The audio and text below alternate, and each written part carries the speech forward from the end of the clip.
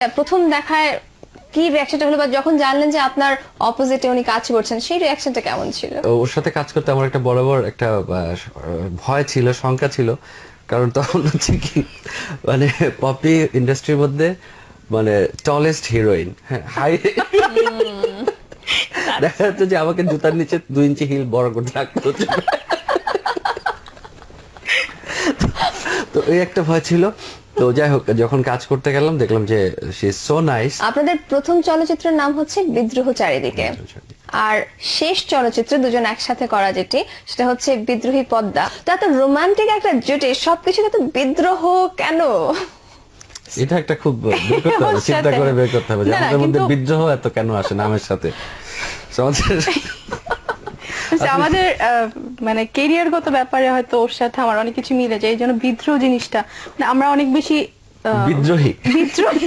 আচ্ছা, চলচ্চিত্রের কথা বলা হলো, তো আপনার জীবনে প্রেম নিয়ে হালকা কিছু কথা আমরা জানতে পেরেছি। পপির জীবনে প্রেম কতবার এসেছে, তো সেটা জানতে চাইবো এখন। সে অনেকবার। এটার উত্তর নিচ্ছি আরো একটি বিরতির পর। প্রিয় দর্শক, আরো একটি বিরতি নেবার সময় হয়ে গেছে। আমি জানি রয়েছেন আমাদের সবার প্রিয় দুজন চলচ্চিত্রের অভিনয় শিল্পী রিয়াজ এবং পপি। তো বিরতিতে যাওয়ার আগে জিজ্ঞেস করছিলাম পপি আপুকে, প্রেম এসেছে কতবার জীবনে? পপি আপু কিন্তু খুব ভাবছেন, গুনছেন। 150 থেকে 200 হবে। বাবা, লিস্ট অনেক বড়। একটু শুনবো আমরা ডিটেইলসে। বিয়ে কতগুলো জিজ্ঞেস করা উচিত? আমাদের 150 হবে না বিয়ে? হ্যাঁ হবে মিনিমাম। আচ্ছা, তো বুঝতে পারছি চলচ্চিত্রের সংখ্যায় আমরা চলে গিয়েছি। তো আমি বাস্তব জীবনের কথা জানতে চাচ্ছিলাম। বাস্তব জীবনে আমার যে ক্যারেক্টার, সেই ক্যারেক্টার আসলে আমি ঘন ঘন প্রেমে পড়ি না। এমন কখনো হয়নি কাউকে ভালো লেগেছে? ভালো লাগে, কিন্তু ওরকম কাউকে আসলে ভালো লাগেনি, কখনো যে বলার মতো কাউকে ভালো লাগেনি। আচ্ছা, তো এমন হয়নি যে আমি প্রেমে পড়তেও ভয় পাই? কেন? কারণ অনেক কারণ আছে।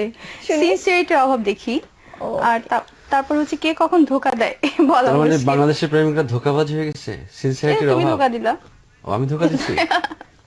না, সিনসিয়ারিটির অভাব আছে বলেছেন পপি, তার মানে তো নিশ্চয়ই অভিজ্ঞ একজন এই ক্ষেত্রে পপি আপু। ছবির ডায়লগ টালগ দেখে বা সিচুয়েশন গুলো অনেক ফেস করি, তো যার কারণে মনে হয় যে কোন প্রবলেম হতেও পারে। আসলে তা না, কারণ কাজে এত ব্যস্ত থাকি আমরা, মানে নিজের ফ্যামিলি, শুটিং, সবকিছু নিয়ে এত ব্যস্ত থাকতে হয় আমাদেরকে, প্রেম করার আসলে সময় হয়ে ওঠে না। আমি এখানে একটু ইন্টারাপ্ট করবো পপির ব্যাপারে, সরি, কিছু মনে করো না, ডোন্ট মাইন্ড।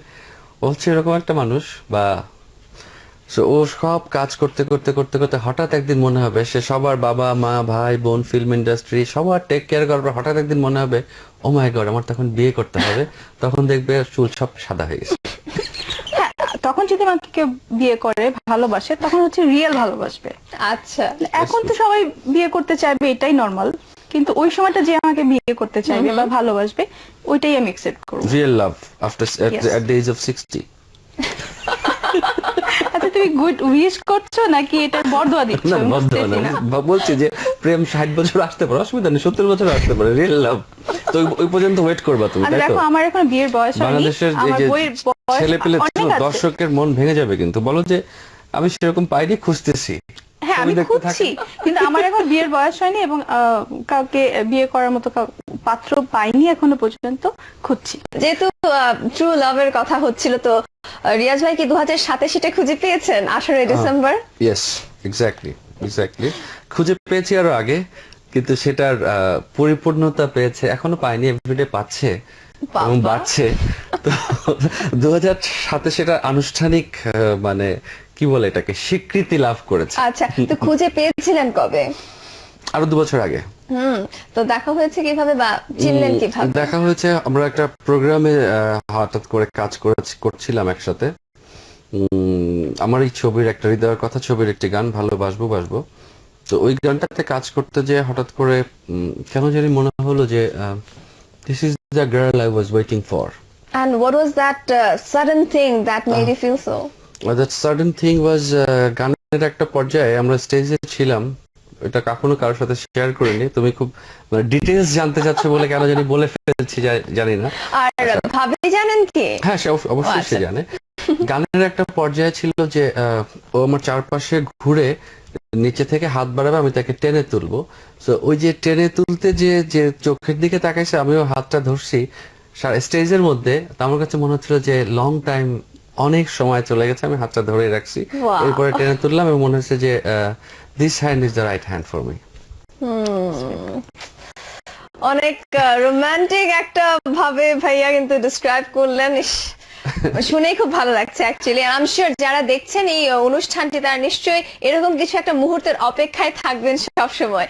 তো that was A signal, in fact এই যে আমরা ছবিতে দেখেছিলাম যে একটা signal, that was a kind of signal and a vibe created. I don't know, আমি অনেক ছবিতে অভিনয় করেছি, অসংখ্য নায়িকার সাথে অভিনয় করেছি, কিন্তু এক্সাক্ট ওই ভাইবটা কখনো তৈরি হয়নি যেটা ওই পারফরমেন্সের সময় ওই স্পেসিফিক মোমেন্টে একটা ভাইব তৈরি হয়েছিল। আচ্ছা, এখন তো যেহেতু ব্যবসা নিয়ে ব্যস্ত, আমরা জানি যে আপনি আশিয়ান গ্রুপের ডিরেক্টর এন্ড সিইও, তো সেটা সম্পর্কে একটু জানতে চাই। How are you enjoying your this profession?